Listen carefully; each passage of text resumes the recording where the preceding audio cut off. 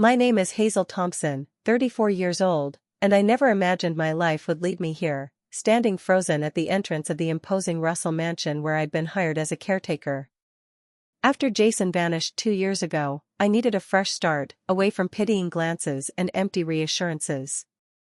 But nothing could have prepared me for what I saw in the study that first day, a glimpse of a man who couldn't possibly be there. My missing husband.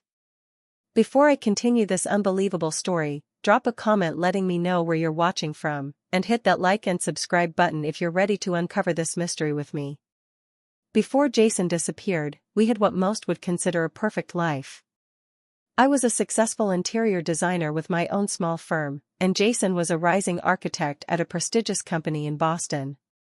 We had been married for 5 years, living in a charming brownstone we had lovingly renovated together. Our careers were thriving, and we had just started discussing having children. Every morning, we would have coffee together on our tiny balcony, planning our future, dreaming about the family we would build. Jason always said he wanted at least 2 kids, maybe 3. I was more cautious, thinking 1 or 2 would be perfect.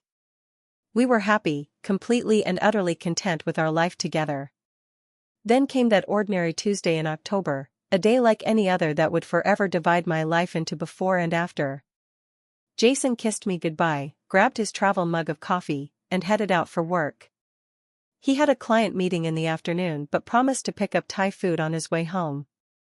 I had texted him around noon to wish him luck with the meeting. He responded with a heart emoji and a quick love you. That was the last I ever heard from him. When 7 o'clock came and went with no Jason and no dinner, I called his cell. It went straight to voicemail. By 9, I was calling his colleagues.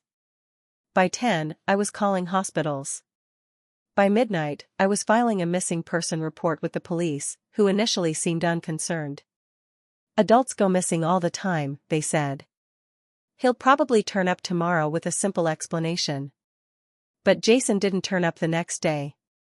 Or the day after that. The police investigation began in earnest when his credit cards and phone showed no activity after that Tuesday afternoon. The last ping from his cell had come from near the highway leading north out of Boston. 3 days after his disappearance, state troopers found his car abandoned at a rest stop 50 miles north of our home. The keys were still in the ignition. His wallet was in the center console, cash and cards untouched. His phone was never recovered. The search expanded. Helicopters scanned the dense wooded areas surrounding the rest stop. Search dogs combed the ground. Divers checked nearby water bodies. Nothing.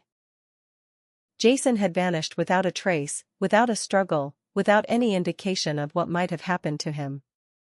The media picked up the story, handsome young architect disappears without a trace. Our lives were suddenly public property. Reporters camped outside our brownstone. Online sleuths analyzed every aspect of our relationship. Wild theories emerged. Jason had a secret life, Jason had been involved with criminals, Jason had staged his own disappearance. The cruelest suggested I was somehow responsible. Through it all, I cooperated with every police request, submitted to multiple interviews, allowed them to search our home, our financial records, our entire lives. After 6 months, the investigation went cold. The media moved on to fresher tragedies. The police calls became less frequent, then stopped altogether. Friends stopped asking if there was any news. Life was supposed to go on, but I remained frozen in that moment of realization that Jason was truly gone. Depression took hold. I couldn't focus on design projects. Clients gently took their business elsewhere.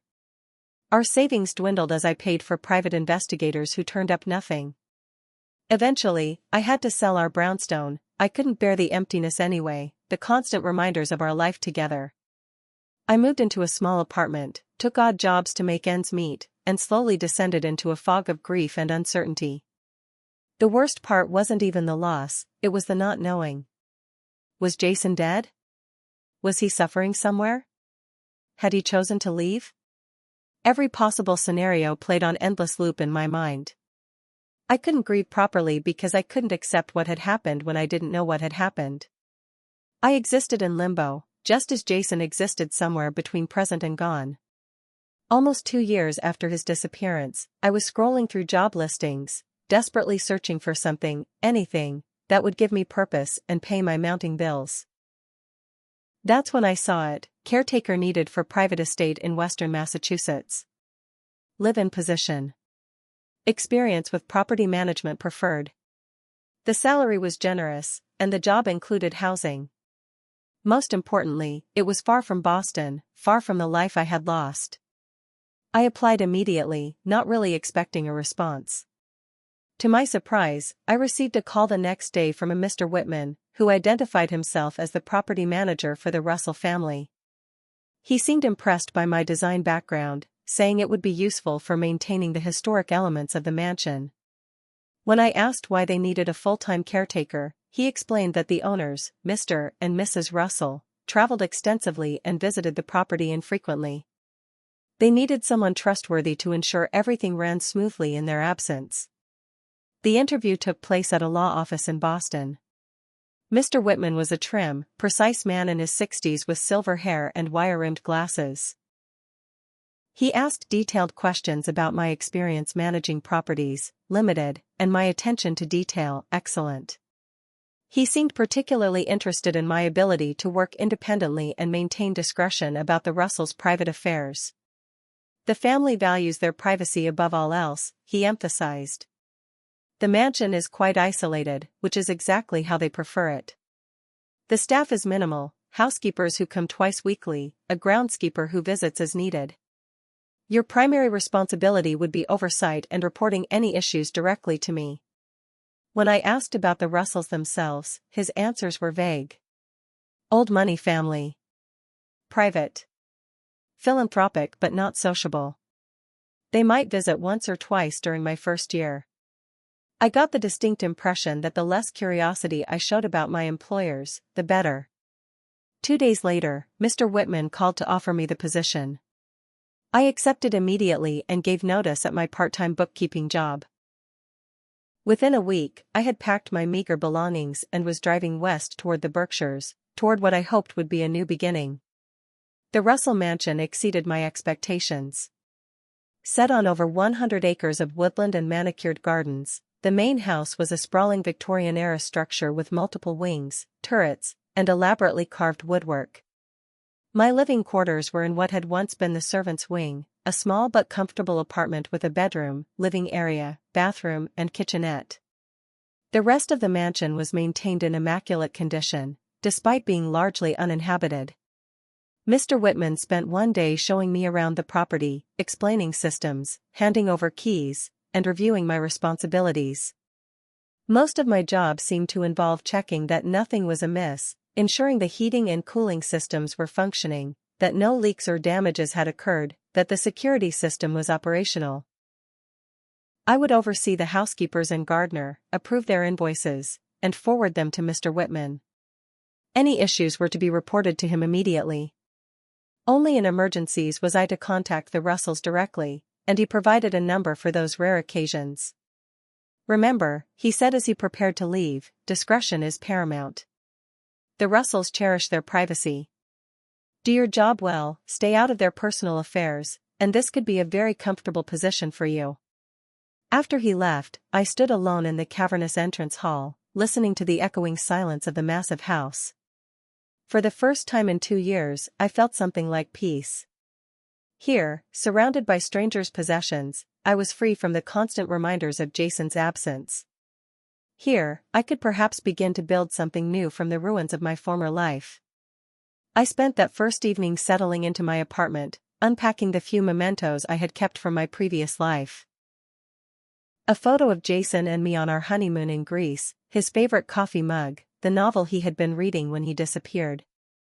I placed these items carefully on a shelf, a small shrine to the life I had lost. Tomorrow, I decided, I would begin my new role as caretaker of the Russell mansion in earnest. My first full day at the Russell mansion began early.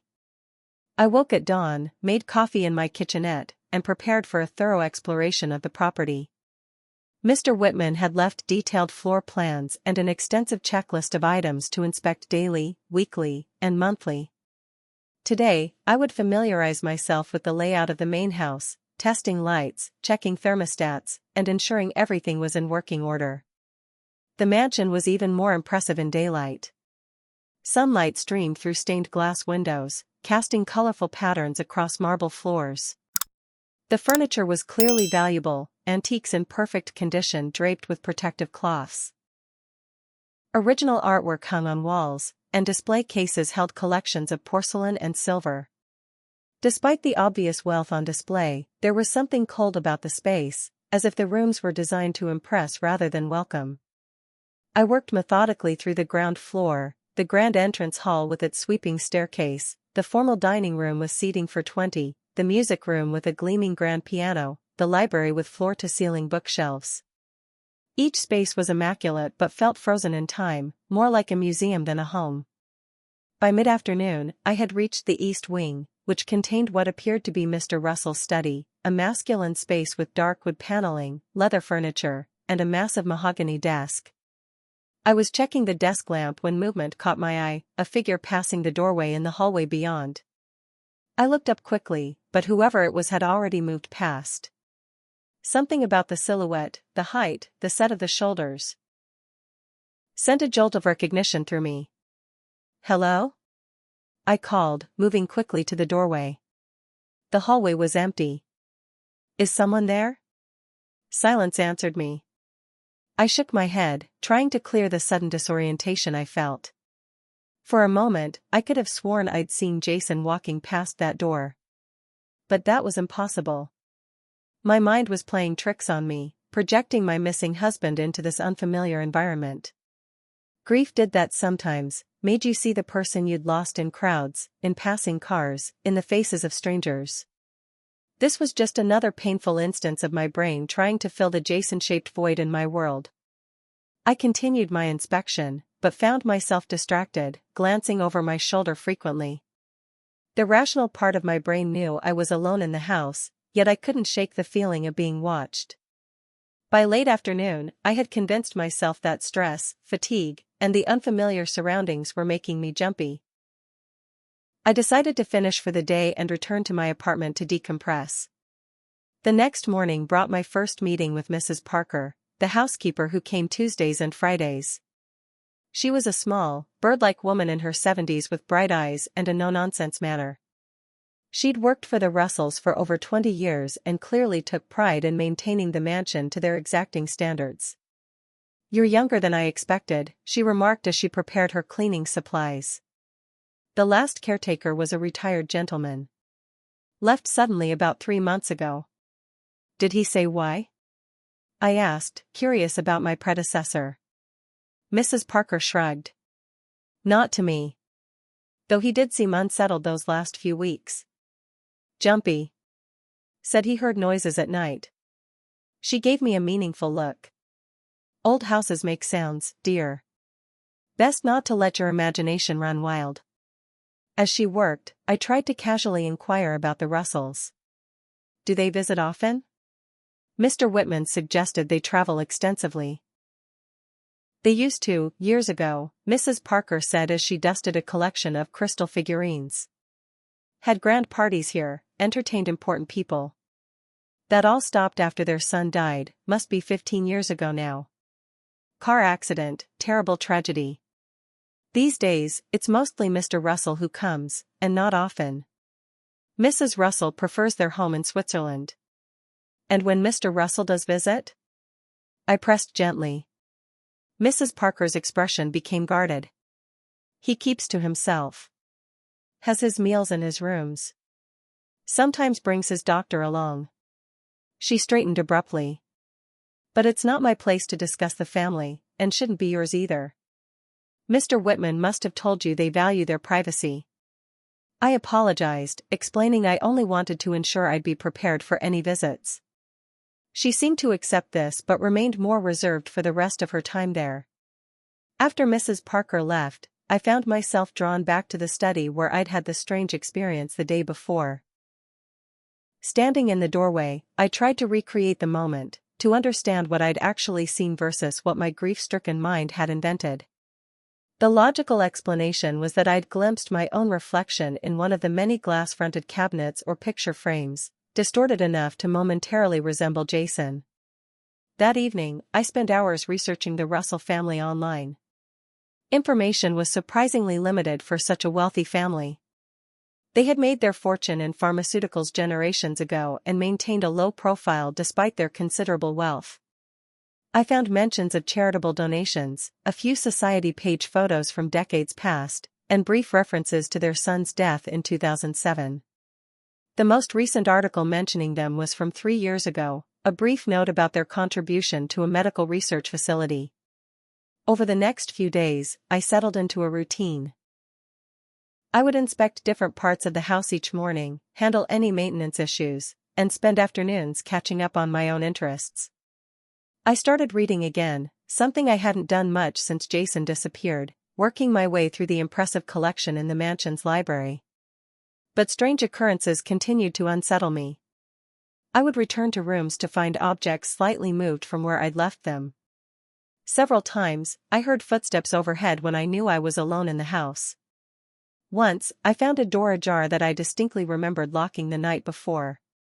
I began to wonder if the mansion had security cameras I hadn't been told about, or if perhaps Mr. Whitman checked on the property without informing me. Maybe one of the Russells was visiting and staying in a wing I rarely entered. None of these explanations felt entirely satisfactory, but they were more palatable than the alternative, that grief and isolation were affecting my perception of reality. On my 5th day at the mansion, I discovered something that sent ice through my veins. I was organizing papers in the study desk when I opened a drawer I hadn't checked before. Inside was a watch, a distinctive timepiece with a midnight blue face and a brown leather band. It was identical to the one I had given Jason for our 3rd anniversary, the watch he had been wearing the day he disappeared. I picked it up with trembling hands, turning it over, expecting to find the inscription I'd had engraved on the back, "For all our moments, past, present, and future. Love, H." The back was blank. I sat heavily in the desk chair, the watch clutched in my palm. It wasn't Jason's watch, couldn't be Jason's watch, but the resemblance was uncanny. Was this another trick of my grief-addled mind, seeing connections where none existed? Or was there something more sinister at play? I carefully returned the watch to the drawer, suddenly feeling like an intruder in the mansion. Whatever was happening here, I needed to approach it with clear-headed caution. The discovery of the watch shook me deeply, but it also awakened something I hadn't felt in months: purpose. If there was even the slightest chance that the strange occurrences in the mansion were connected to Jason, I needed to investigate systematically. I could no longer dismiss my experiences as grief hallucinations or coincidences. I began by creating a floor plan of the entire mansion, marking areas I had full access to and those that remained unexplored. Mr. Whitman had provided keys to most rooms, but I discovered an entire section in the West Wing that remained locked. When I had asked about these rooms during my orientation, he had dismissed them as storage areas that wouldn't require my attention. Using my design background, I mapped the exterior dimensions of the house against my interior floor plan and confirmed my suspicion: the locked section contained substantial space unaccounted for in my authorized areas. Whatever was behind those locked doors occupied nearly a quarter of the mansion's footprint. On Thursday, I met Mr. Finley, the groundskeeper, for the first time. He was a weathered man in his 60s who had worked on the Russell estate for over 30 years. Unlike Mrs. Parker, he seemed more willing to chat as he showed me the locations of outdoor equipment I might need to access. "Beautiful property," I commented as we walked the grounds. "Have you always been the only groundskeeper? It seems like a lot for one person to manage." "Used to have a full staff," he replied, adjusting his worn cap. "Gardeners, pool maintenance, the works. The Russells cut back after their son passed. Now it's just me, coming 3 times a week to keep things from going wild. They don't entertain anymore, so there's no need for show gardens." I nodded sympathetically. Mrs. Parker mentioned their son. "Such a tragedy." She said they don't visit much now. Mrs. Russell hasn't been here in years, he confirmed. Mr. Russell comes occasionally. More often since his accident. This was new information. Accident? Mr. Finley glanced at me, seeming to realize he might have said too much. Had a bad fall about 2 years back. Affected his health. Keeps to himself when he visits now. 2 years. The timeline hit me like a physical blow. Jason disappeared 2 years ago. Mr. Russell had an accident 2 years ago. Could there possibly be a connection, or was my desperate mind manufacturing links where none existed? That's awful, I said, trying to keep my voice steady. Is he recovered now? Mr. Finley shrugged. Wouldn't know. Only see him at a distance these days. His driver brings him in the private entrance to the west wing. He pointed toward the section of the mansion I couldn't access. Doctor visits regular though. Never a good sign. I steered the conversation to safer topics, garden maintenance and seasonal tasks. But my mind was racing. When Mr. Finley left, I immediately returned to the mansion and began a more thorough exploration, this time with a specific focus on finding ways to access the locked west wing. That evening, I started documenting everything in the mansion that struck me as unusual or potentially significant. I photographed rooms, noting their contents. I began keeping track of when I heard unexplained noises or found items moved. I copied down names from prescription bottles I found in a bathroom cabinet, medications I didn't recognize but planned to research. The next afternoon, while Mrs. Parker was cleaning upstairs, I made my way to the locked doors separating the main house from the west wing. I had brought my full key ring, hoping that perhaps one of the unlabeled keys might work. After trying several without success, I heard a door open elsewhere in the house and quickly retreated. My opportunity came unexpectedly the following Monday. Mr. Finley arrived with supplies and mentioned he needed to check some irrigation equipment in the west garden. I casually offered to help, using it as an excuse to accompany him along the exterior of the west wing. As we worked, I noticed one of the ground floor windows was slightly ajar. Is that supposed to be open? I asked, pointing to the window. Mr. Finley frowned. No, it's not. Must have been left open during the last cleaning. I'll need to check it before I leave, can't have rain getting in and damaging the floors. I nodded, making a mental note of the window's location. Later, after Mr. Finley had gone, I circled back to the west wing. The window remained ajar. Looking around to ensure I was alone, I carefully pushed it open further and peered inside. The room beyond appeared to be some sort of sitting room, dimly lit and sparsely furnished. Before I could lose my nerve, I hoisted myself through the window and dropped silently onto the floor inside. My heart pounded as I stood still, listening for any sound that might indicate I wasn't alone. Hearing nothing, I began to explore. The sitting room connected to several other spaces, a bedroom with clothes in the closet, a modern bathroom stocked with toiletries, and what appeared to be a small medical room. This last space gave me pause. It contained a hospital-style bed, medical monitoring equipment, and a cabinet filled with prescription medications. As I examined the cabinet, I heard voices approaching from the hallway beyond. With no time to retreat the way I had come, I slipped into a closet, leaving the door open just enough to see through the crack. 2 people entered the medical room, a woman in her 60s with perfectly coiffed silver hair, and a man in a white coat carrying a medical bag. From their conversation, I gathered he was a doctor making a regular visit. How is he responding to the new medication? The woman asked. Better than the previous one, the doctor replied, setting his bag on a counter. The nightmares have decreased, but he's still experiencing confusion. The memories are still fragmented, which is to be expected with traumatic amnesia. These things take time, Mrs. Russell. Mrs. Russell sighed. It's been 2 years, doctor. Will he ever fully recover? Each case is different. The brain is complex. Some memories may never return, while others might suddenly resurface with the right trigger. The important thing is that James is physically healthy and adjusting well to his current reality. They continued discussing treatment options, medication adjustments, and something about keeping the patient calm and unstressed.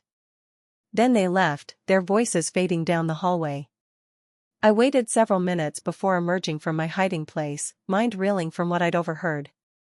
They had been discussing someone named James, presumably James Russell, the man Mr.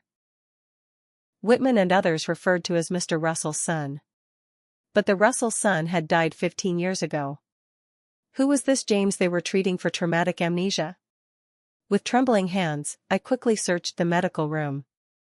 In a folder labeled James Russell, I found prescription information for various medications treating trauma, memory loss, and anxiety. Another page contained notes about the patient's progress since being found injured 2 years earlier. Before leaving, I spotted a framed photograph on a side table that nearly stopped my heart. It showed an older couple, the Russells, I presumed, standing beside a younger man whose face was partially turned away from the camera. But what I could see of his profile was hauntingly familiar. I quickly took a picture of the photograph with my phone, then made my way back to the window and slipped out the way I had come in. That night, I couldn't sleep. I kept staring at the photograph I'd taken, zooming in on the partial profile of the man called James Russell. The resemblance to Jason was striking, but was I seeing what I wanted to see? Was grief making me grasp at impossible straws? I needed perspective from someone who knew Jason but wasn't emotionally compromised as I was. I texted the photo to Scott, Jason's best friend from college, with a casual message, "Found this old photo that reminded me of someone. Does this profile look familiar to you?" His response came minutes later, "Holy shit, Hazel. That looks exactly like Jason. Where did you find this?" His confirmation sent a rush of adrenaline through me. I wasn't imagining things. Scott saw it too. Which meant I needed to get a closer look at the mysterious James Russell. With Scott's confirmation fueling my determination, I devised a plan to meet the man being called James Russell.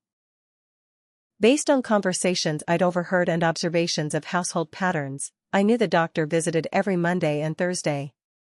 If James was indeed receiving regular medical care in the West Wing, those would be the days he was most likely to be present and accessible. I decided to create a situation that would seem like an accidental encounter. On Thursday morning, I positioned myself in the garden adjacent to the West Wing, pruning roses with unnecessary thoroughness. After the doctor's car arrived and sufficient time had passed for his visit to begin, I made my way to the West Wing's private entrance. I carried a stack of mail that had been delivered for the Russells, providing a legitimate excuse for my presence if questioned. My heart pounded as I rang the doorbell. Minutes passed with no answer. I was about to retreat when the door opened, revealing a middle-aged woman in nurse's scrubs whom I hadn't seen before. "Yes?" she asked, her expression guarded. I smiled apologetically. "I'm Hazel Thompson, the new caretaker. I have some mail that was delivered for Mr. Russell and wanted to drop it off personally." She hesitated, then reluctantly opened the door wider. "You can leave it on the table in the foyer. Mr. Russell is with his doctor at the moment." I stepped inside, taking in my surroundings with quick glances as I placed the mail on a small antique table. The foyer connected to a hallway that presumably led to the medical room I had discovered earlier. Just as I was wondering how to extend my presence, a door opened further down the hall, and voices drifted toward us. "Perhaps a short walk in the garden would be beneficial," I heard the doctor saying. "The fresh air and gentle exercise." They rounded the corner, and I found myself face to face with two men, the doctor I had glimpsed previously and another man who stopped abruptly when he saw me. The world seemed to tilt beneath my feet. Standing before me, dressed in expensive casual clothes, was Jason. My husband. His hair was styled slightly differently, and he had lost weight, but it was undeniably him. The same warm brown eyes, the same cleft in his chin, the same small scar above his right eyebrow from a childhood accident. For a moment, we stared at each other in silence. I saw confusion flicker across his face, not recognition, but something else. Uncertainty. Discomfort. As if he were trying to place me in his memory but couldn't quite manage it. "Jason?" I whispered, unable to control myself. His brow furrowed. I'm sorry, do I know you? My name is James. The nurse stepped forward quickly. This is the new caretaker, Ms. Thompson. She was just dropping off some mail. I couldn't tear my eyes away from Jason's face. Don't you recognize me? It's Hazel. Your wife. The doctor and nurse exchanged alarmed glances. Jason, or James, looked increasingly distressed. I don't understand, he said, his voice so achingly familiar it brought tears to my eyes. I'm not married.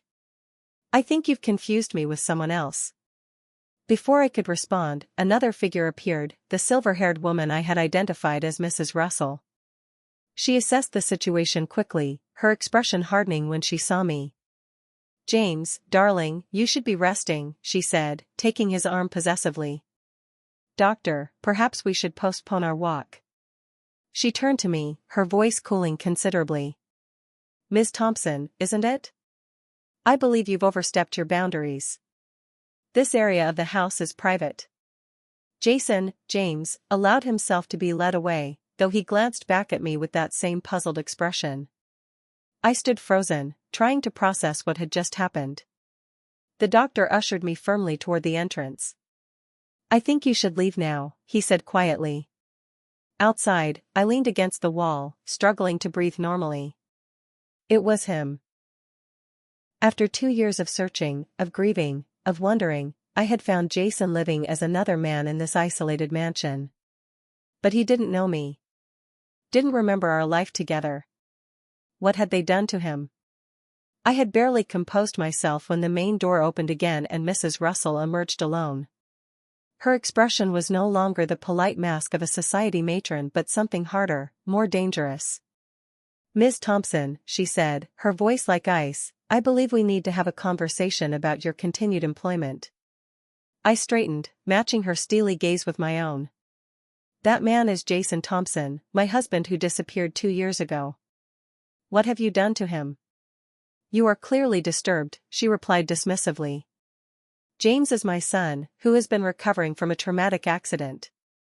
Your resemblance to someone from his past may have triggered his condition, which is why I must ask you to leave the property immediately. Mr. Whitman will arrange for your final payment. He looks exactly like my husband because he is my husband, I insisted, pulling out my phone.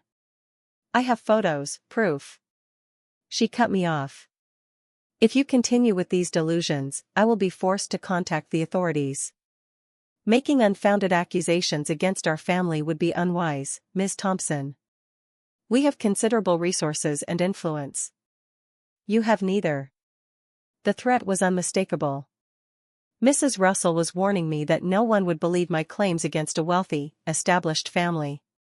That they could easily discredit me, perhaps even have me committed if I persisted. Judging by the cold calculation in her eyes, I had no doubt she would follow through. I'll collect my things, I said, not wanting to show weakness but recognizing I needed to retreat strategically. That won't be necessary. They will be sent to you. A car is already being arranged to take you to the nearest hotel.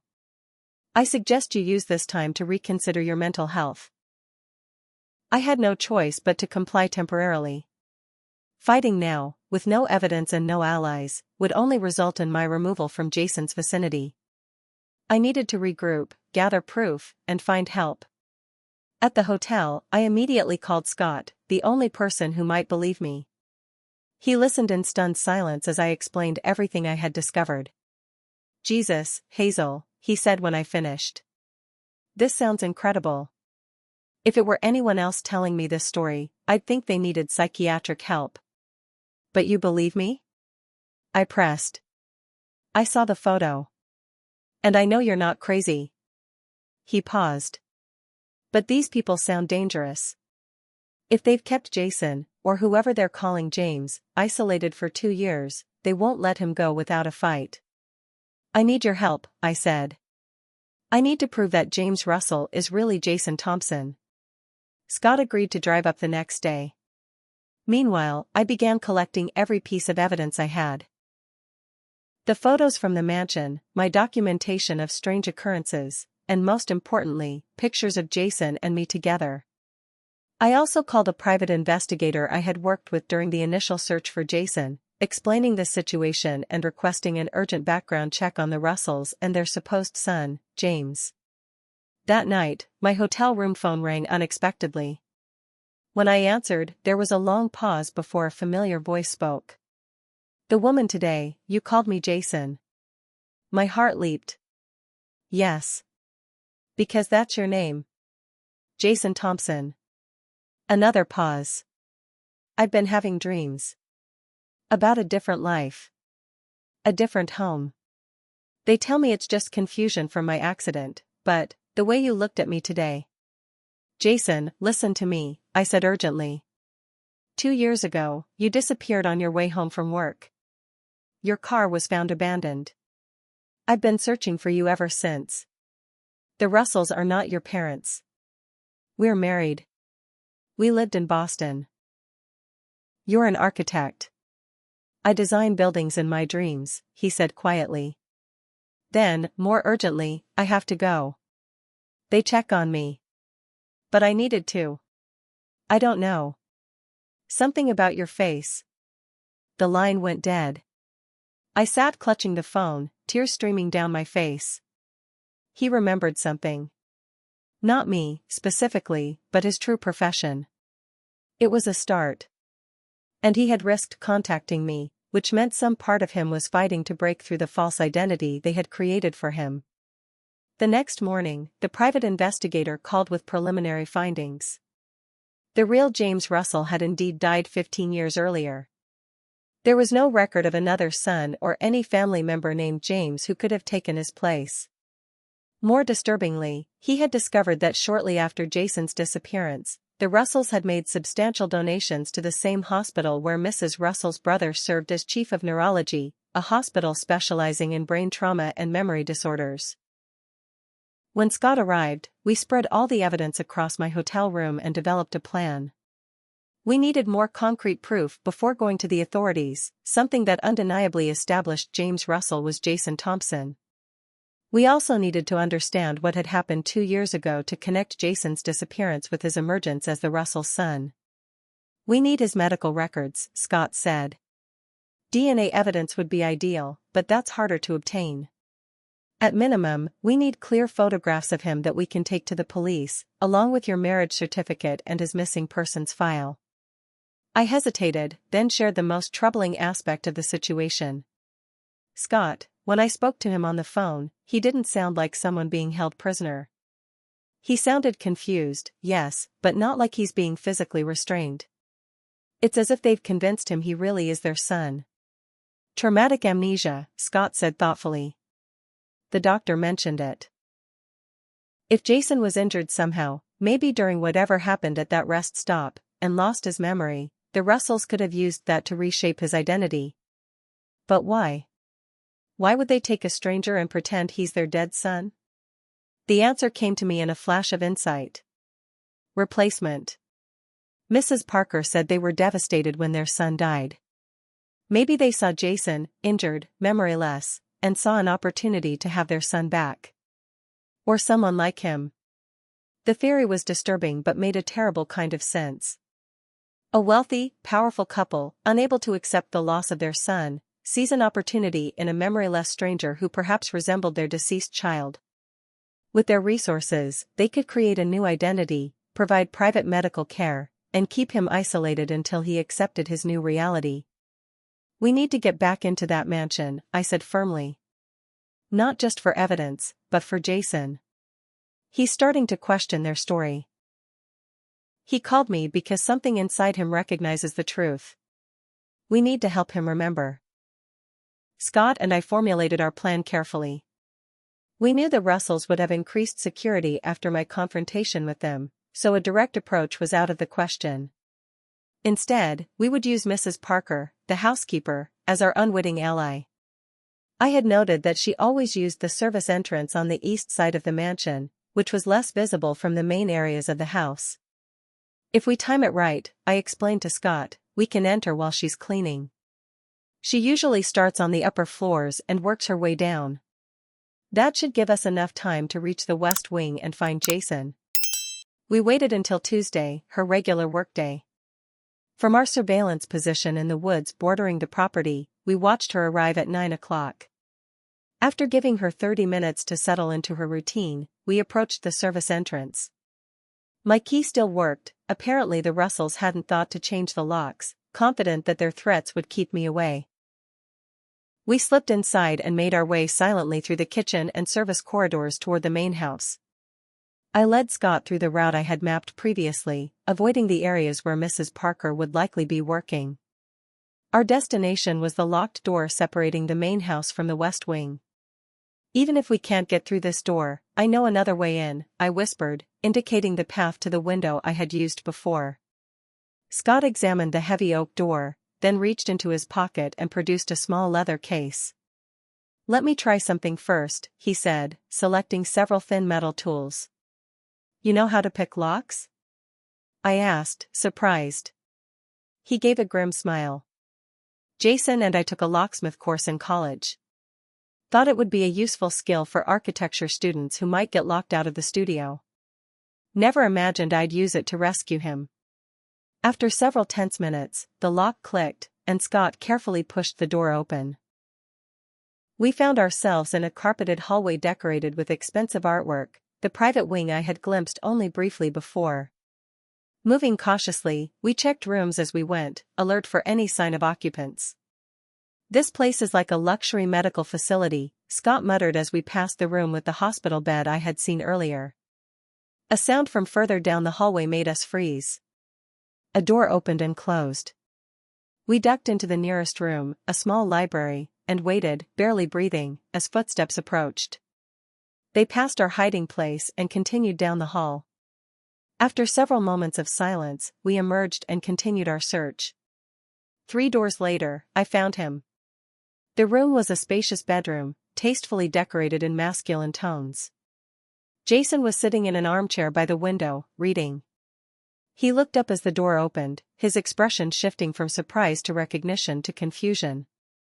"You're the woman from the other day," he said, setting his book aside. "The caretaker who called me Jason." I stepped into the room, Scott following close behind. "Yes. My name is Hazel Thompson. This is Scott Dempsey, your best friend since college." I approached slowly, not wanting to alarm him. "We're here to help you remember who you really are."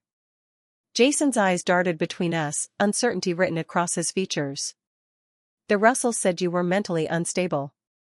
That you mistook me for your missing husband because of grief." "They're lying to you," Scott said firmly. "Look at me, man. We've known each other for 15 years. We were roommates at MIT. You were the best man at my wedding." A flash of recognition crossed Jason's face, quickly replaced by distress. I can't." I reached into my pocket and withdrew my phone, pulling up photos of Jason and me together, at our wedding, on vacations, in our Boston home. "This is you, Jason. This is us. We've been married for 7 years." I scrolled to another photo. "This is the brownstone we renovated together in Boston. You designed the new kitchen yourself." Jason took the phone with trembling hands, staring at the images. "I have dreams about a place like this," he whispered. "A house with big windows and a blue front door." "Our front door was blue," I confirmed, hope surging through me. "You insisted on it, said it was good feng shui." "And you have a scar on your right shoulder," Scott added, "from when you fell off my parents' roof helping me build a treehouse when we were 16. Jason's hand moved unconsciously to his shoulder, touching the exact spot where the scar would be. His eyes widened. "How did you know that?" "Because we were there," I said gently. "Because we know you, Jason. Not as James Russell, but as Jason Thompson, architect, husband, friend. The Russells have been lying to you for 2 years." Jason stood abruptly, pacing the room. "But they have photographs of me growing up. Medical records. They explained that the accident affected my memory, that's why some things seem unfamiliar." Fabricated, Scott said. They're wealthy and powerful enough to create a false history. What do you actually remember from before 2 years ago? Not what they've told you happened, but what you actually remember. Jason stopped pacing, his face contorted with concentration. Fragments. Images. Nothing concrete. They said that's normal with traumatic brain injuries. I stepped closer, desperate to break through. What about this? I pulled up another photo, our wedding rings. Jason's was distinctive, a brushed platinum band with a small inset sapphire. The ring you're wearing now isn't yours. Yours had a sapphire because blue is your favorite color. Jason stared at his current ring, a plain gold band, then back at the photo. Something shifted in his expression. I remember designing it, he said slowly. Working with the jeweler. Wanting something that would stand out. He looked up at me, really seeing me for the first time. Hazel? My name on his lips sent a jolt through me. Yes, I whispered. It's me. Before he could respond, music suddenly filled the room, a familiar melody that made both Jason and me freeze. It was Northern Sky by Nick Drake, the song we had danced to at our wedding, the song that had become ours throughout our marriage. Scott had found a sound system and was playing it from his own phone. You made me listen to this song about 1,000 times while you practiced your wedding dance, he said to Jason. Said it was the perfect song because it was about finding light after darkness. Jason's eyes filled with tears. I remember, he said, his voice breaking. I remember dancing with you, Hazel. In a garden. Fairy lights in the trees. Our wedding, I confirmed, my own tears falling freely now. At my parents' home in Connecticut. The music continued, weaving its spell of memory. Jason reached for me hesitantly, then more confidently, pulling me into the familiar embrace we had shared countless times. We began to sway to the music, and I felt his body remember what his mind was still struggling to grasp. I don't understand what's happening, he murmured against my hair. But this feels right. You feel right. Our moment of reconnection was shattered by the sound of the bedroom door flying open. Mr. Russell stood there, his face contorted with rage. In his hand was a gun, pointed directly at Scott. Get away from my son, he snarled. Mrs. Russell appeared behind him, her composed facade cracking at the sight of Jason holding me. James, come here. These people are trying to confuse you. They want to take you away from us. Jason didn't move. They say I'm not your son. That my real name is Jason Thompson. Nonsense, Mr. Russell snapped. They're delusional. Your accident. What accident? Jason demanded. You keep talking about an accident, but I don't remember it. I don't remember anything before waking up in the hospital 2 years ago. Because of the trauma, Mrs. Russell insisted. The doctor explained. Or because I'm not who you say I am, Jason countered, his voice growing stronger. These people have proof. Photos of me from before. They know things about me that they couldn't know unless we shared a past. Mr. Russell's grip on the gun tightened. This discussion is over. You two, he gestured at Scott and me, are leaving. Now. And if you ever attempt to contact my son again, I will have you arrested for harassment and trespassing. He's not your son, I said firmly. Your son died 15 years ago. I'm sorry for your loss, truly. But Jason is my husband, and you've kept him from me for 2 years.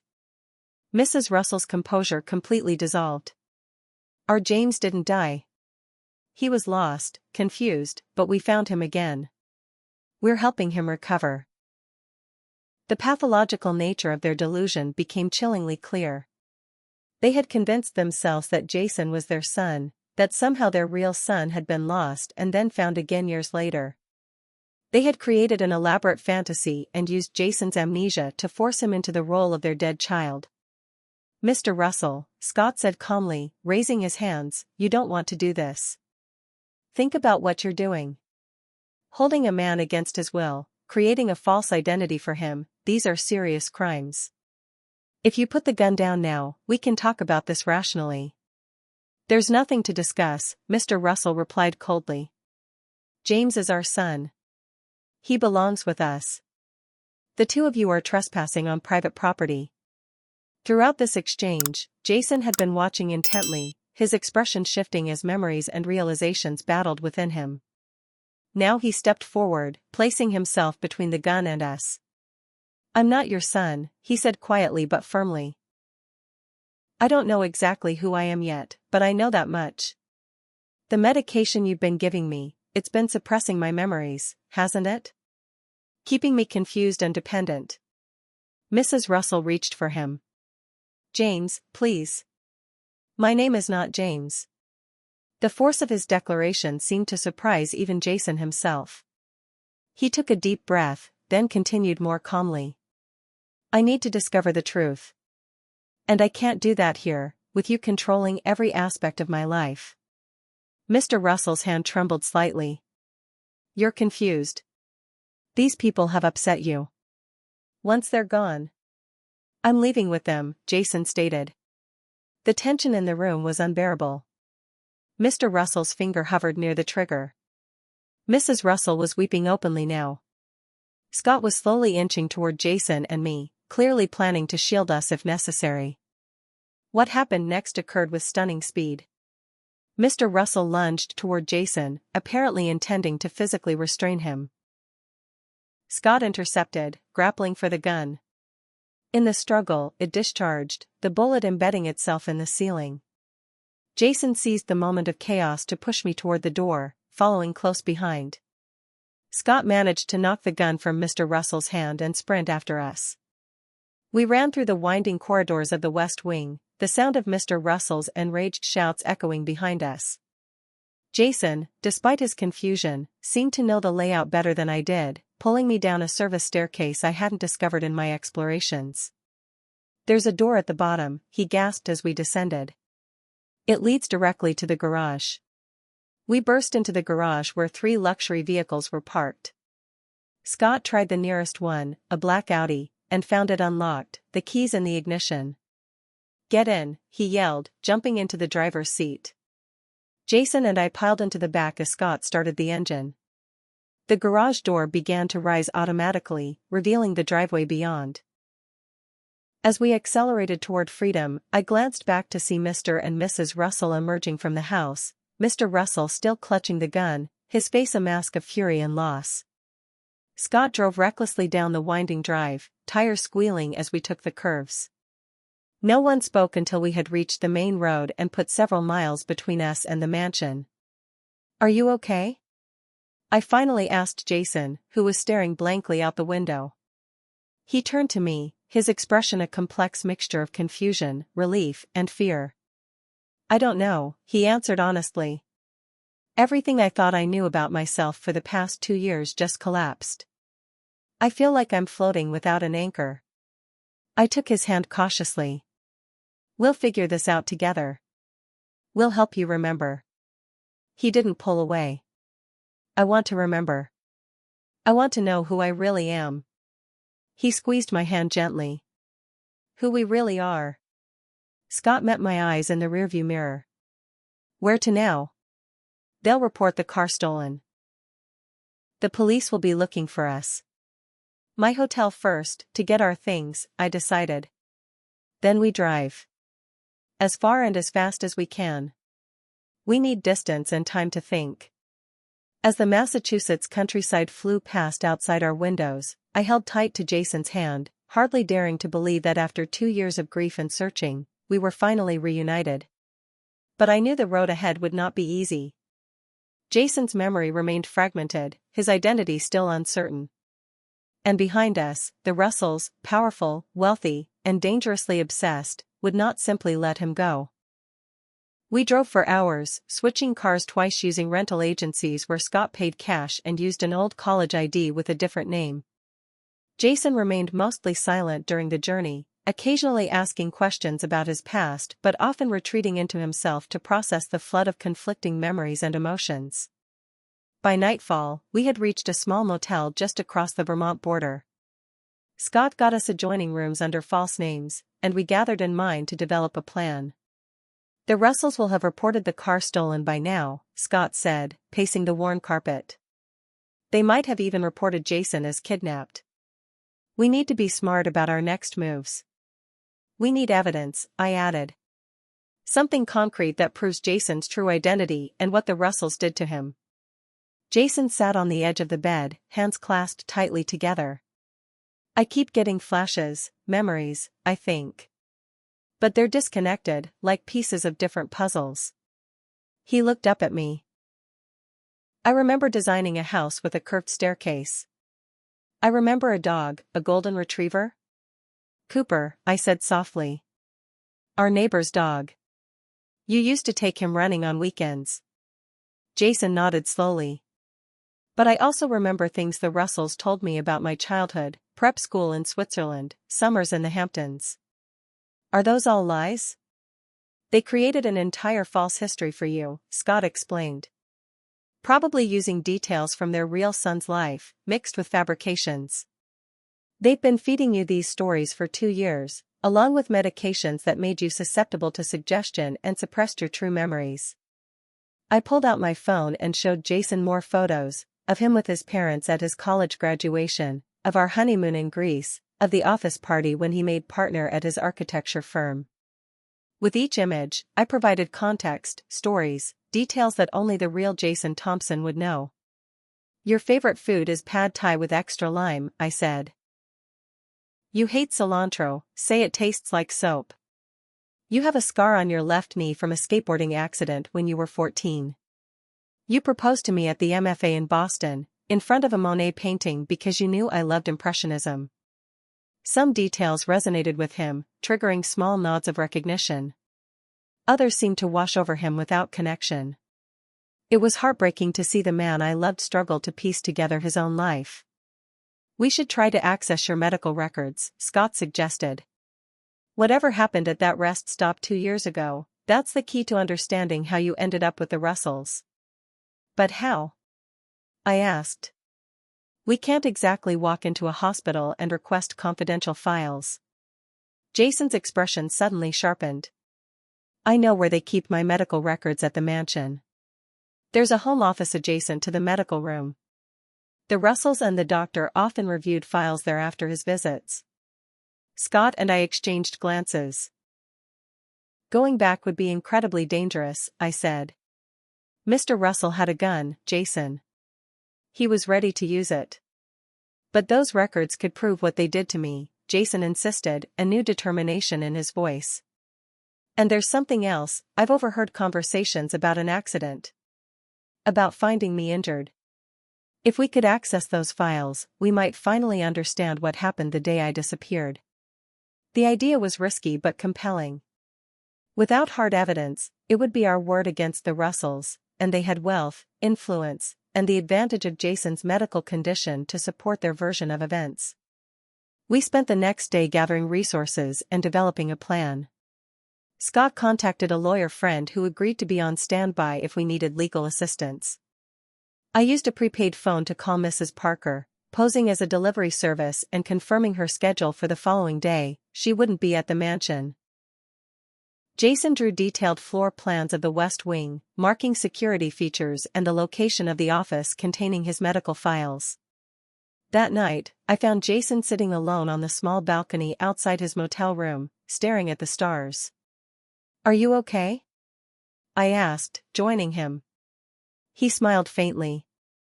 Defining okay seems complicated right now. He was quiet for a moment before continuing. I keep trying to reconcile 2 different lives in my head. Sometimes I feel like I'm James Russell, and all this is some elaborate deception. Other times, I feel like Jason Thompson, waking from a long, strange dream. Which feels more real? I asked softly. He considered this. Neither. Both. He turned to look at me directly. But when I'm with you, something feels right. Like a compass finding north. I wanted desperately to touch him, to hold him, but I restrained myself. This man might be my husband legally, but emotionally he was still finding his way back to that identity. When we first met, I said, you were redesigning a historic library in Cambridge. You were so passionate about preserving the original elements while making the space functional for modern use. You talked for hours about load-bearing walls and light patterns and the psychology of public spaces. I fell in love with your mind before anything else. Jason closed his eyes, concentrating. Books. A circular reading room with a domed ceiling. Natural light from above. His eyes opened, surprised. I remember the library. I remember the challenges with the foundation. Yes. I exclaimed. You had to bring in a structural engineer because the original plans were inaccurate. He nodded slowly. Malcolm. Malcolm Chen. Brilliant guy, terrible at returning phone calls. The specific detail, a name I hadn't mentioned, sent hope surging through me. Jason's real memories were there, buried beneath the false narrative the Russells had constructed. With each piece that surfaced, his true identity was reasserting itself. The next evening, we returned to the Russell estate. We parked Scott's latest rental car half a mile away and approached on foot through the woods, using the property map Jason had drawn. Security was minimal. The Russells relied more on isolation and privacy than on extensive surveillance. Their arrogance would be our advantage. Jason led us to a service entrance on the far side of the West Wing, a door used primarily by maintenance staff that was typically left unlocked during the day. True to his prediction, it opened easily when he tried the handle. The office is on the second floor, he whispered as we moved silently through dimly lit corridors. The Russells should be having dinner now. They always eat at 7:30 precisely. We ascended a narrow staircase, pausing at each landing to listen for any sound that might indicate our presence had been detected. The mansion was eerily quiet, our footsteps muffled by thick carpeting.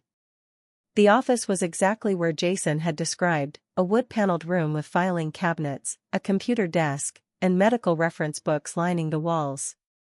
Scott stood watch at the door while Jason and I began searching through the files. Here, Jason said after several minutes, pulling a thick folder labeled JR Recovery Protocol from a locked drawer he knew how to access. This contains everything: treatment plans, medication logs, progress notes. I joined him at the desk as he spread the documents out. The earliest entries dated back to exactly 2 years ago, the very day Jason had disappeared. A medical assessment described a male patient, approximately 35 years old, brought in with severe head trauma, multiple lacerations, and a broken arm. The patient had been found injured with no identification. This must be from the hospital before the Russells brought you here, I said, scanning the document. But how did you get from the rest stop to their care? Jason flipped through more pages, stopping at a handwritten note in elegant script. Our prayers have been answered, he read aloud. After all these years of searching, we've found him. The doctors say his memory may never fully return, which is perhaps a blessing. A clean slate. A new beginning for all of us. Mrs. Russell's diary, I breathed. She actually documented their delusion. Further pages revealed the disturbing truth. The Russells had been at the same hospital where Jason was taken after whatever accident had occurred. Mrs. Russell's brother, the neurology chief, had alerted them to an unidentified patient who, in his confusion, bore a striking resemblance to their deceased son. They had used their influence to gain access to Jason, and upon discovering his amnesia, had seized the opportunity. With significant donations to the hospital and the help of Mrs. Russell's brother, they had orchestrated Jason's transfer to their private care, effectively kidnapping him and creating the fiction that he was their son, James Russell. They found me when I was vulnerable, Jason said, his voice tight with anger. They exploited my condition to replace their dead son. They'd been medicating me for 2 years to keep me dependent and confused. I was about to respond when Scott hissed a warning from the doorway. Someone's coming. We quickly gathered the most crucial documents, shoving them into a folder that I tucked into my jacket. Jason led us toward a back exit, but we'd only made it halfway down the hallway when lights suddenly flooded the corridor. I knew you'd come back, Mr. Russell's voice echoed from behind us. We turned to find him standing at the intersection of hallways, once again holding a gun. His expression was eerily calm. A son always returns to his family. I'm not your son, Jason said firmly. We found the records. We know what you did. Mrs. Russell appeared beside her husband, her face ashen. We saved you, she insisted. You were broken, lost. We gave you a home, an identity, the best medical care. You stole my life, Jason countered. You kept me from my real home, my real identity. You've been drugging me to make me compliant. It was for your own good, Mrs. Russell said, her voice rising. The medications helped manage your confusion, your anxiety. Without them, the memories would have tormented you. My memories or your lies? Jason took a step toward them, and Mr. Russell raised the gun higher. You couldn't accept that your son was gone, so you tried to turn me into him. But I'm not James. I never was. Stop this nonsense and come with us now, James, Mr. Russell demanded. These people have poisoned your mind. Actually, that's what you've been doing, Scott interjected. Literally poisoning him with medications to suppress his real memories. Mr. Russell's finger twitched on the trigger. I won't let you take him. The standoff stretched painfully, none of us moving. Then Jason reached slowly into his pocket and pulled out his phone. I want to play something for you, he said quietly. Before anyone could object, he pressed play. The familiar melody of Northern Sky filled the tense silence. Jason's eyes locked with mine as the music continued. This song, he said, never breaking our gaze, was playing the first time I knew I wanted to marry Hazel. We were at a friend's wedding. She was wearing a blue dress that matched her eyes perfectly. I watched her laugh at something across the room, and suddenly I could see our whole future together. This song came on, and I asked her to dance. I knew then that I wanted to hear this song at our wedding. Every word was true. I remembered that moment, the outdoor reception, the fairy lights, the way Jason had looked at me as we swayed to the music. It was a memory I had shared with no one, not even Scott. Jason couldn't have known this unless he truly remembered. Mr. Russell's hand wavered. Mrs. Russell began to sob quietly. My name is Jason Thompson, he continued, his voice growing stronger with each word. I'm an architect from Boston. I'm 36 years old. I'm married to Hazel Thompson. And I'm leaving this house today. He stepped forward deliberately, positioning himself between the gun and Scott and me. You can shoot me if you want, Mr. Russell. But you can't keep me here anymore. Not now that I know the truth. For a terrible moment, I thought Mr. Russell might actually pull the trigger. His face contorted with grief and rage. Then slowly, the gun lowered. He was our only child, Mrs. Russell whispered brokenly. When he died, something inside us died too. Then we found you, so similar in appearance, in mannerisms. It seemed like a miracle. I'm sorry for your loss, Jason said, with genuine compassion despite everything they had done. But kidnapping me, creating this elaborate fantasy, it wasn't the answer. You need help, not a replacement son. We began backing toward the exit, Jason never taking his eyes off Mr. Russell's gun. When we reached the door, Scott slipped through first, followed by me. Jason paused on the threshold. Let us go, he said simply. If you ever cared about me, even if it was based on a delusion, let me go. After what seemed like an eternity, Mr. Russell gave a small, defeated nod. Jason turned and followed us into the night. We ran through the gardens toward the woods, half expecting to hear pursuit or gunshots. But the mansion remained silent behind us, the Russells apparently honoring Jason's final request. We didn't slow our pace until we reached the car, all of us breathless and trembling with adrenaline. As Scott drove us away from the estate for the final time, I looked at Jason beside me in the back seat. In the dim light from passing street lamps, I could see tears streaming silently down his face, tears of grief for the 2 years stolen from him, tears of relief for his liberation, tears marking the complex process of reclaiming his true self from the fiction that had been forced upon him. I reached for his hand. This time, he interlaced his fingers with mine and held on tight. 6 months after our escape from the Russell mansion, Jason and I sat on the porch of our new home in Northern California, as far from Massachusetts as we could reasonably go while still allowing him to practice architecture. The evening was warm, the sunset painting the sky in shades of orange and pink. In Jason's lap was a sketchbook, filled with designs for an addition to our modest bungalow. "What do you think about a skylight here?" he asked, pointing to the drawing. "It would bring in morning light but not get too hot in the afternoon." I smiled, recognizing the meticulous attention to detail that had always characterized his work. "I trust your judgment. You're the architect in the family." His recovery had been neither quick nor easy. The first weeks after our escape had been chaotic, reporting the Russells to the authorities, gathering evidence, giving statements. We'd had the medical records we'd stolen from the mansion, plus testimonies from Scott and me, but the case against the Russells had been complicated by Jason's condition and their considerable resources.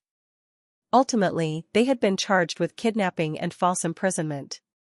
Their expensive legal team had attempted to portray them as well-meaning caretakers who had genuinely believed Jason was their son, but the evidence of their deliberate deception was too substantial to dismiss. The discovery that they had been administering medications to suppress Jason's memory and increase his suggestibility had been particularly damning. The investigation into what had actually happened the day Jason disappeared had finally provided answers. He had indeed been carjacked at the rest stop where his car was later found. The attacker had beaten him severely and left him for dead in a wooded area nearby. A passerby had found him unconscious and called for help. Jason had been taken to the nearest hospital, the very one where Mrs. Russell's brother worked as chief of neurology. The rest, we now knew all too well. The Russells, still grieving their son after all these years, had seen in the amnesiac Jason a chance to reclaim what they had lost.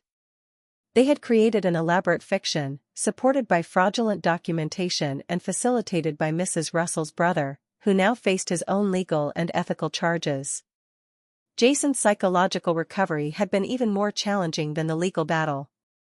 For months, he had struggled with conflicting memories, uncertain of which were real and which had been implanted during his time with the Russells.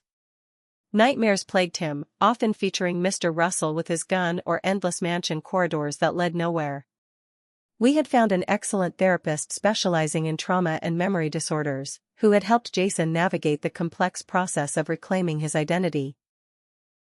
With each session, more authentic memories returned, filling in the gaps of his fractured past. Some memories remained lost, particularly the details of the carjacking itself and the early days of his captivity. The therapist explained that severe trauma often created such gaps, and they might never fully return. But the core of who Jason was, his personality, his talents, his essential self, had gradually re-emerged. Our relationship had required its own healing.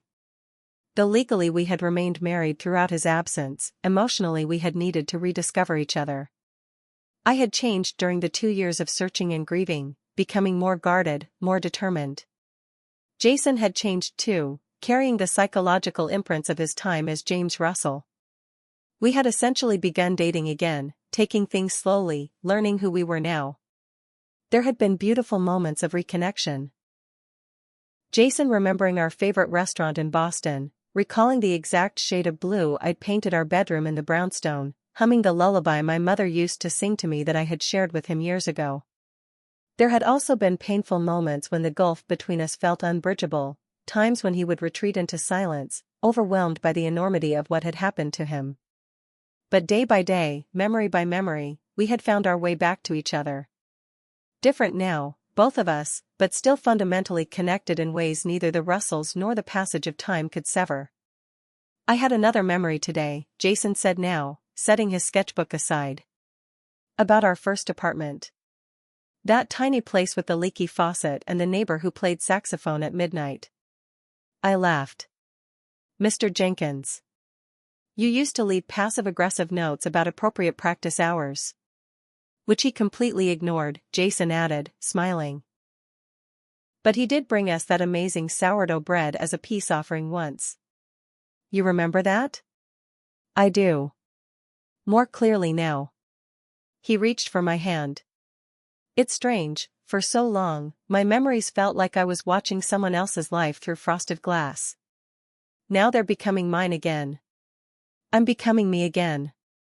We sat in comfortable silence as darkness fell, the first stars appearing overhead. Jason had accepted a position with a small but prestigious architecture firm in San Francisco, specializing in sustainable design. I had returned to interior design, taking on select projects that interested me.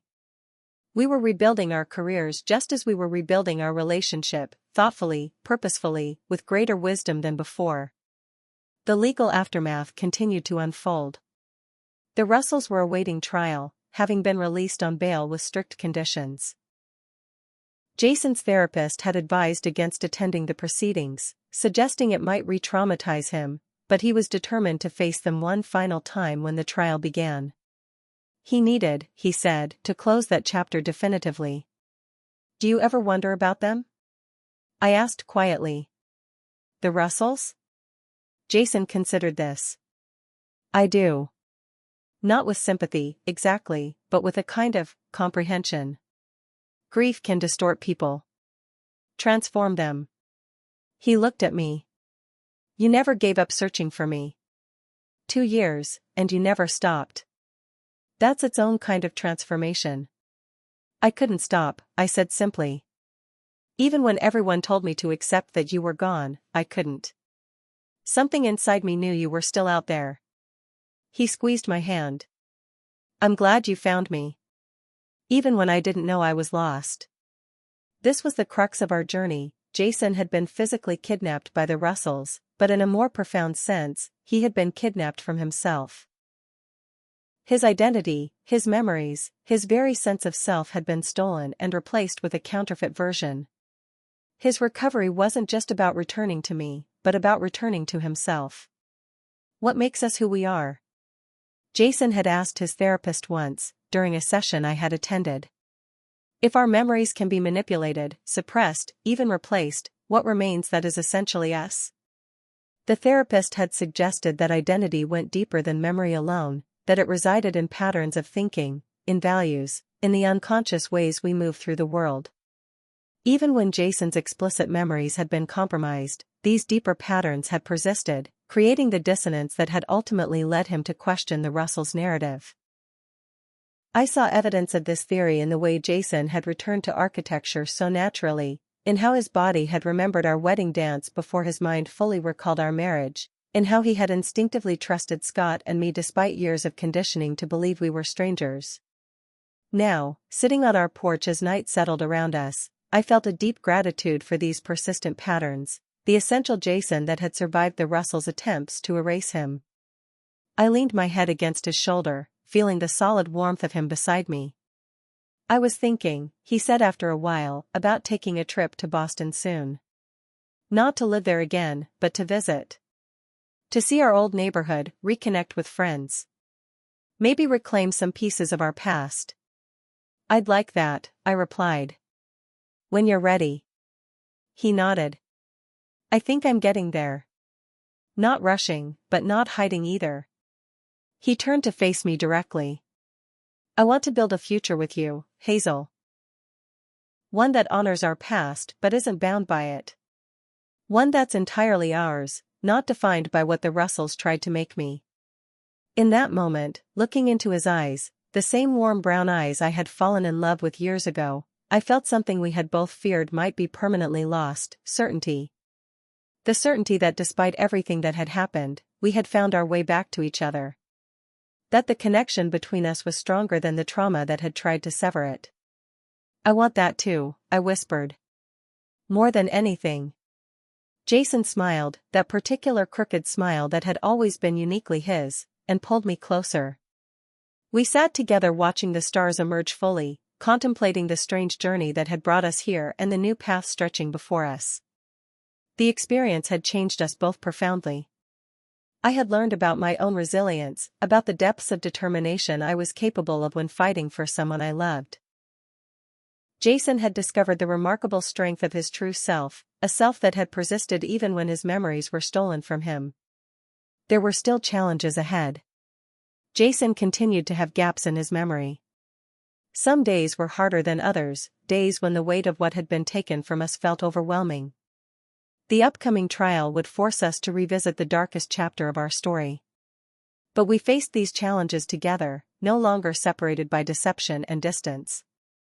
2 months later, we did make that trip to Boston. We walked the streets of our old neighborhood, visited friends who had supported us through the ordeal, and even drove past our former brownstone with its blue front door, now owned by a young family with children playing in the yard. It was bittersweet, but healing too, reclaiming pieces of our history without being trapped by them. Jason's recovery continued to progress. With each passing month, more memories solidified, more connections were formed. His nightmares became less frequent. His confidence in his identity, in who he truly was, grew stronger. The medications the Russells had used to control him were fully cleared from his system, allowing his mind to function clearly for the first time in years. Our new home became a sanctuary, a place where we could build fresh memories untainted by trauma. We planted a garden together, hosted dinner parties for new friends, and created spaces that reflected both who we had been and who we were becoming. Jason designed a studio for me at the back of the property where I could work on my interior design projects. I helped him convert the garage into an architecture workspace filled with natural light.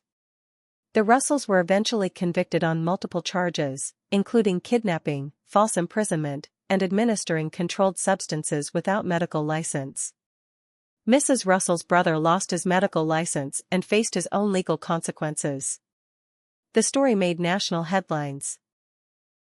The wealthy couple who had kidnapped an amnesiac man and convinced him he was their dead son. Jason gave a single interview to a respected journalist, hoping to raise awareness about memory disorders and the psychological impact of identity theft in its most extreme form. And then, gradually, we began to move forward with our lives. Not forgetting what had happened, but refusing to let it define our future. Jason's architecture firm thrived, with his unique perspective on spaces that foster healing becoming particularly sought after. I found myself drawn to projects that transformed institutional environments into more humane, comforting places. One evening, almost a year after our escape from the mansion, Jason came home with a small wrapped gift. Inside was a watch, a new one, with a midnight blue face and a brown leather band similar to the one I had given him years before. I thought it was time for a new beginning, he said, as I helped him fasten it around his wrist. But one that honors what came before. I turned the watch over. On the back was a new inscription, for all our moments, past, present, and future. Still and always, love, H. Looking back now on the incredible journey that brought us here, I'm struck by how close we came to never finding each other again. If I hadn't taken that caretaker position at the Russell mansion, if Jason hadn't begun questioning the narrative they had created for him, if Scott hadn't been there to help us escape, our story could have ended very differently. But perhaps it wasn't just luck. Perhaps it was the strength of our connection, the persistence of memory even when suppressed, the resilience of identity when faced with attempts to erase it. Perhaps some bonds truly cannot be broken, no matter how hard others try to sever them. What I know for certain is this: I walked into that mansion desperate for a new beginning, never imagining I would instead find the very thing I had lost. And Jason, trapped in a false identity not of his making, found his way back to his true self, and to me. Our story isn't perfect. There are still scars, still moments of struggle. But it's ours, authentic and hard won.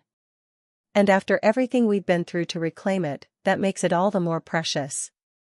Have you ever experienced a moment when something you thought was lost forever suddenly returned to you? Or have you ever felt that strange certainty that something wasn't right, even when everyone told you to move on? I'd love to hear your stories in the comments below. And if this journey of identity, memory, and reconnection touched you in any way, please like, subscribe, and share it with someone who might need to hear that lost things can sometimes be found again. Thank you for joining me on this incredible journey, and remember, sometimes the most powerful act of love is simply refusing to give up.